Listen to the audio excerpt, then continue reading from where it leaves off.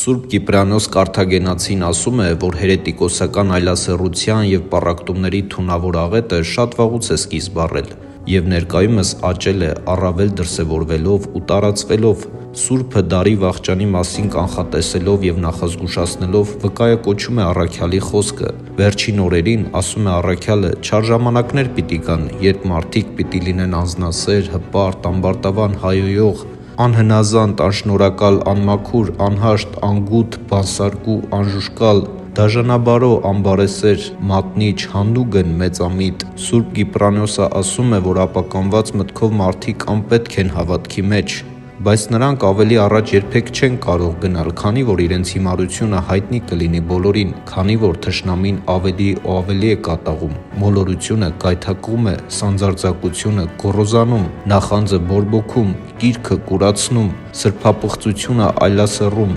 հպարտությունը ամբարտավան դարձնում, իսկ ցասումը կորստյան է մատնում։